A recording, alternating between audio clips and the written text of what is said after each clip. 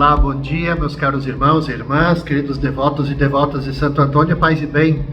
Chegamos mais uma vez até você, ao seu lar, levando a nossa mensagem do Evangelho do dia a dia. Lembrando que nós estamos na segunda semana do tempo comum. E hoje, então, na quinta-feira, dia 18 de janeiro, nós vamos rezar, vamos meditar nas nossas mentes e corações a partir do Evangelho de Marcos, o capítulo 3, versículos de 7 até 11. Jesus se retirou para a beira do mar junto com seus discípulos. Muita gente da Galileia o seguia, e também muita gente da Judeia, de Jerusalém, da Idumeia, do outro lado do Jordão, dos territórios de Tiro e Sidônia. Foi até Jesus, porque tinha ouvido falar de tudo o que ele fazia. E então Jesus pediu aos discípulos que lhe providenciassem uma barca, por causa da multidão, para que não o comprimisse. Com efeito, Jesus tinha curado muitas pessoas, e todos os que sofriam de algum mal jogavam-se sobre ele para tocá-lo. Vendo Jesus, os espíritos maus caíam a seus pés, gritando: Tu és o Filho de Deus. Mas Jesus ordenava severamente, para não dizerem quem ele era. Veja, meus caros irmãos e irmãs, nos textos que nós escutamos nos últimos dias, Jesus mostra que é inútil querer aproveitar as instituições judaicas para nelas infundir a novidade evangélica do reino de Deus. Então o que ele faz? Ele se retira para o mar de Genezaré. E a sua ação, que até então se desenvolvera na sinagoga, ou então ao redor dela, abre-se agora para horizontes mais amplos. Começa, a gente pode dizer assim, lendo o Evangelho de Marcos, que começa uma nova etapa do Evangelho de Marcos. A atividade de Jesus, então, agora, ela se alastra e causa admiração nas multidões. Como que, assim, num fenômeno extraordinário, Jesus, ele atrai essas multidões de toda a região.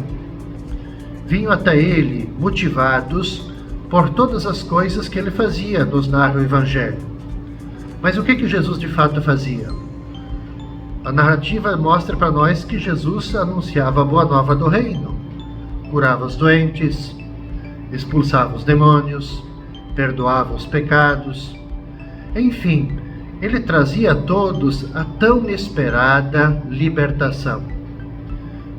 Começava então, sim, a partir disso, um novo tempo em que o Messias ele assumia a situação do povo oprimido, ele ouvia as suas dores, acolhia os seus anseios de vida plena.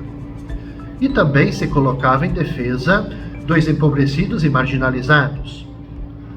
Até os seus adversários o reconheciam como Filho de Deus. Jesus, porém, ele recomendava que não divulgassem quem ele era, já que ele não veio para competir com os chefes do povo, nem para tomar o lugar deles. Ele lutava, na verdade, para que toda a sociedade fosse alicerçada na prática da justiça e da fraternidade. Talvez aqui caiba um outro comentário. Por que Jesus também fazia questão de sempre dizer assim, olha, não divulguem quem eu sou? Porque Jesus não queria passar por milagreiro, mas ele queria que as pessoas fizessem uma experiência profunda da sua fé. Então esse é o sentido. Mas ainda a gente pode dizer dessas pessoas que o seguem, ainda é um entusiasmo bastante superficial, que ainda não levava uma fé decidida. Mas ao mesmo tempo Jesus vai preparando uma nova família formada por pessoas que mostram verdadeira disponibilidade para com ele e cria para essas pessoas a escola do discipulado. Então a palavra e a ação de Jesus na Galileia colocam ele no centro das atenções. Não poderia ser diferente. Mas não buscando esses interesses pessoais, como acabei de falar, mas somente os interesses, o bem de Deus, Jesus proíbe que as pessoas, no caso aqui o Evangelho, os demônios, falassem dele. Por quê? Porque ele não é um curandeiro, mas ele é o enviado do Pai. Na sexta-feira, meus caros irmãos e irmãs, no dia 19 de janeiro, temos o Evangelho de Marcos, capítulo 3, versículos de 13 até 19. Jesus subiu ao monte e chamou aos que ele quis, e foram até ele.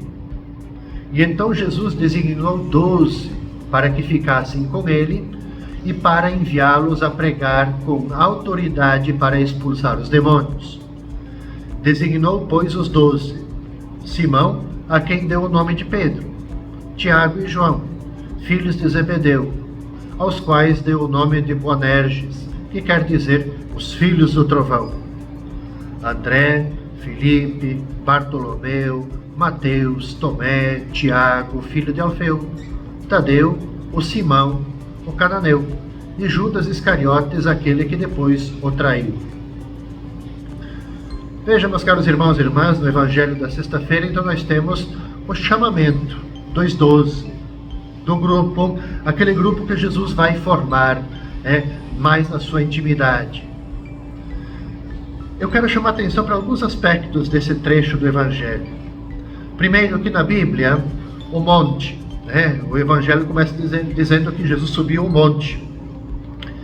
O monte, ele representa sempre na Bíblia o lugar do encontro com Deus. Jesus muitas vezes subiu ao monte para estar a sós, para rezar. Também quando a gente olha os textos do Antigo Testamento, Moisés que sobe o monte, então sempre é o lugar do encontro com Deus, retirar, rezar, fazer a experiência do sagrado. Desta vez, no caso de Jesus, a finalidade é rezar para constituir o grupo dos 12, para que ficassem com ele, a fim de enviá-los a pregar.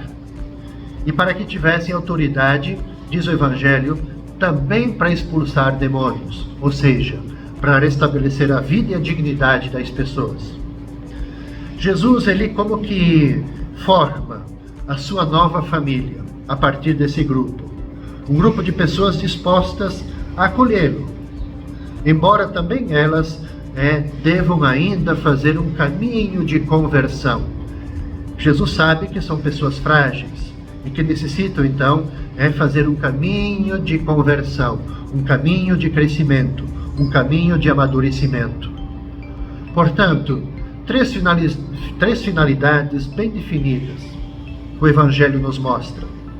Jesus chama para estar com ele, para pregar a boa nova do reino e livrar as pessoas de todo tipo de doença, de opressão. A escolha recai sobre pessoas de culturas, de níveis sociais diferentes. Cada um se entrega ao Senhor com as suas condições que tem. Cabe, obviamente, ao Mestre torná-los seus fiéis discípulos e continuadores de sua obra do mundo. Um dos 12, aquele que o entregou, ele não compreendeu o projeto de Jesus e se tornou seu adversário. Veja que chamamento belíssimo para nós. Cada um de nós, pelo nosso batismo, somos chamados a estar com ele, somos chamados a pregar a boa nova do reino em nosso tempo e ajudarmos do nosso jeito, como nós somos, para que também tiremos do ser humano tudo aquilo que as oprime. Uma belíssima missão que é confiada também a nós. Eu chamo a atenção novamente para o início da reflexão de hoje. Tudo que é importante na vida de Jesus, as decisões acontecem sobre o monte. O monte, como eu falei, são esses lugares propícios para as revelações de Deus. As grandes decisões de Deus sobre seu povo foram tomadas sobre os montes. Lembremos novamente o Antigo Testamento. Aqui no caso é o Cristo que chama, escolhe, constitui sua comunidade. O grupo ele é convidado, convocado para ir ter com ele e, em primeiro lugar, a estar com ele. Então esse novo povo de Deus, ele vai se constituindo à volta de Jesus, que se apresenta como referência absoluta, assumindo uma função que pertencia antes à lei. É por isso que esse chamamento causa escândalo aos judeus. Os discípulos recebem os próprios poderes de Jesus, atuando com a força do Evangelho. Ou seja, para nós, assim como foram para os 12, a vocação implica primeiro a missão, e que está em função da missão. E concluindo, caros irmãos e irmãs, esse nosso itinerário das reflexões da segunda semana do Tempo Comum, no sábado, dia 20 de janeiro, nós vamos rezar e meditar a partir do Evangelho de Marcos, o capítulo 3, versículos de 20 e 21. Jesus voltou para casa com os discípulos, e de novo se reuniu tanta gente que eles nem sequer podiam comer. Quando souberam disso, os parentes de Jesus saíram para agarrá-lo, porque diziam que estava fora de si. Veja, meus caros irmãos e irmãs, a casa, nossa casa, normalmente, geralmente, é um ambiente que oferece segurança e bem-estar, não é assim? É sossego muitas vezes para a gente.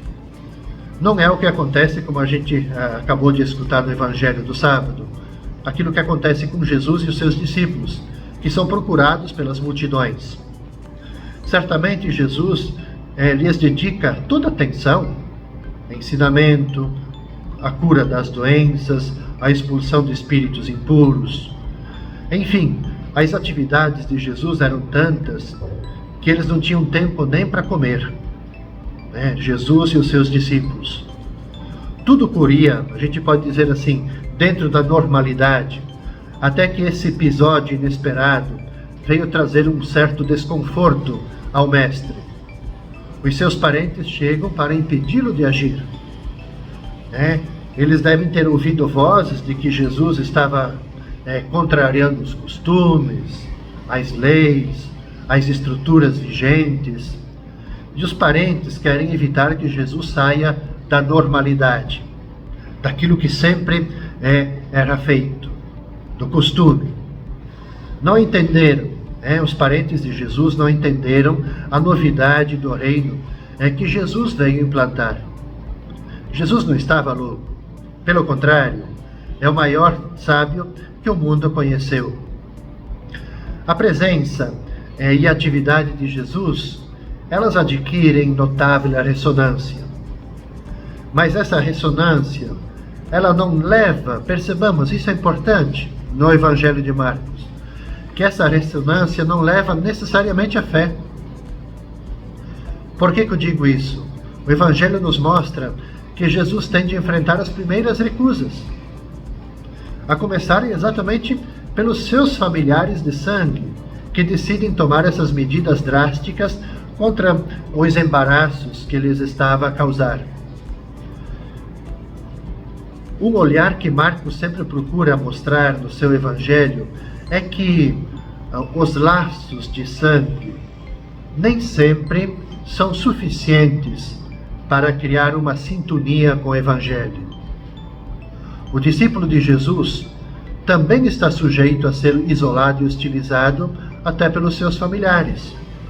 Por isso, como nós ouvimos no Evangelho da sexta-feira, Jesus, ele como que constitui uma nova família, a partir dos 12 que ele chama, no sentido de que é essa família que vai garantir, que vai dar uma unidade, que vai criar sintonia com o discipulado, com a sua missão, com a prática e a vivência do Evangelho. Caros irmãos e irmãs, com essa meditação, a gente também conclui o itinerário desta nossa segunda semana do Tempo Comum. Nós vamos nos encontrar novamente na segunda-feira, neste mesmo horário, com as reflexões, então, da terceira semana do Tempo Comum. Desejo a cada um de vocês, caros irmãos e irmãs, toda paz, todo bem, sempre com as nossas com os nossos desejos de bênçãos do nosso querido Santo Antônio, padroeiro da nossa paróquia Santuário, mas também o Santo Antônio, que é aquele que todos nós devotamos a confiança, a proteção e os cuidados. Paz e bem.